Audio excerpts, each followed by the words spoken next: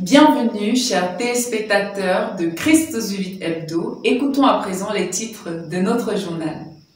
Le 15 août, une date importante dans la vie de l'Église catholique, dans la vie de tous les dévots de la Sainte Vierge Marie, l'Assomption.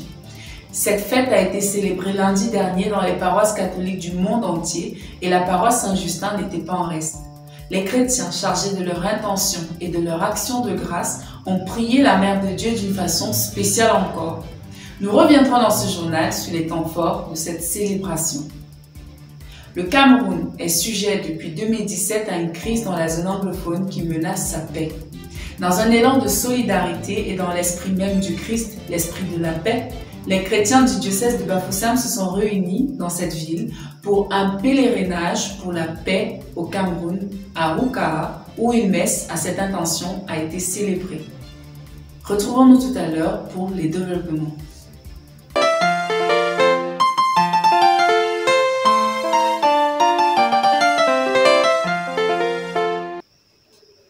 Rebonsoir. Le 1er novembre 1950, le pape Pie XII décrète le dogme de l'Assomption, la croyance catholique selon laquelle la Vierge Marie a été élevée corps et âme au ciel avec le Christ ressuscité.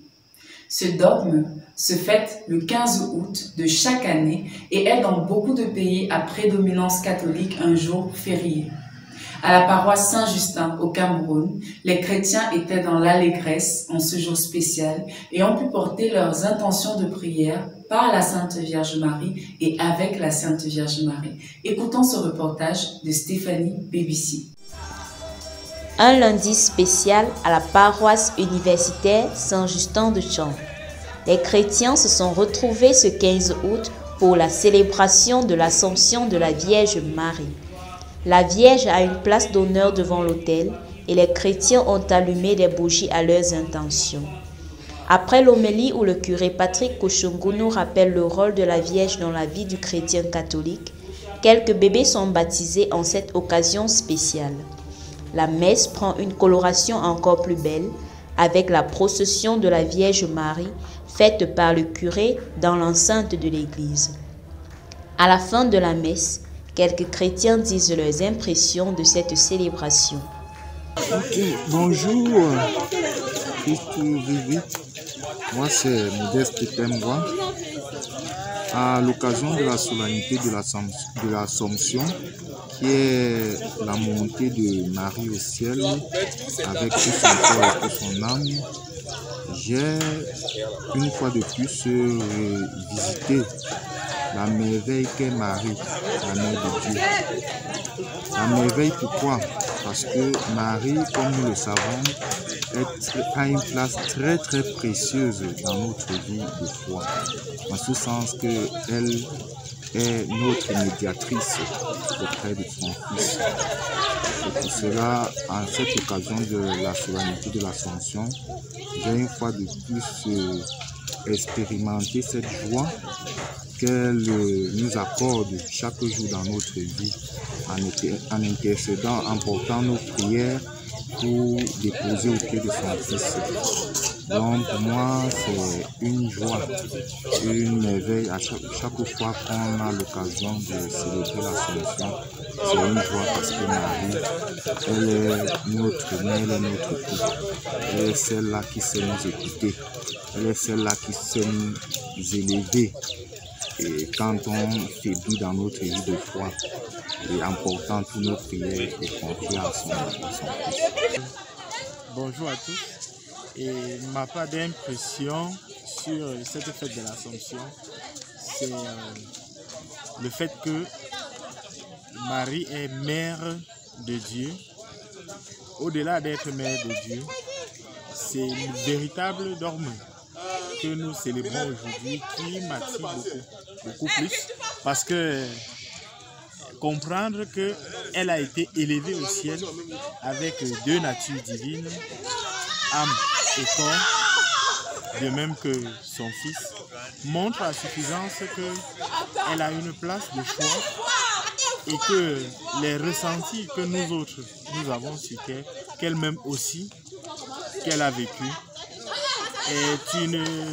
est d'une importance capitale dans notre foi. Bon, je dirais que l'Assomption a toujours été pour moi une fête particulière. Parce que en commémorant l'élévation de la Vierge, corps et âme dans le ciel, ça me donne une certaine espérance. Je vois que si, en m'approchant plus d'elle, en essayant de vivre comme elle a vécu, de vivre dans l'obéissance, dans l'humilité, je pourrais aussi un jour ressusciter dans le ciel et être accueilli même aussi par elle. Merci. Bonne fête de l'Assomption à tous. Comme vous savez, la Sainte Vierge Marie est une merveille pour l'Église. Elle intercède puissamment pour nous auprès du Père. Et moi, particulièrement, j'ai confiance dans la puissance de son intercession. Chaque jour que je prie, chaque jour que j'implore son intercession, je suis sûr et certain qu'elle porte toujours ses intentions auprès du Seigneur. Et comme au nom du Cana, le Seigneur écoute toujours sa mère. Pas parce qu'elle est une femme comme tous les autres, parce que déjà, elle est sa mère. Donc, aujourd'hui qui est la fête de l'Ascension, nous profitons de cela pour déposer nos bagages à la très sainte Vierge Marie pour qu'elle le transporte à ton Fils. Bonne fête à tous. Oui. Beaucoup rentrent ainsi exaucés de leurs prières grâce à l'intercession spéciale de Marie en cette occasion.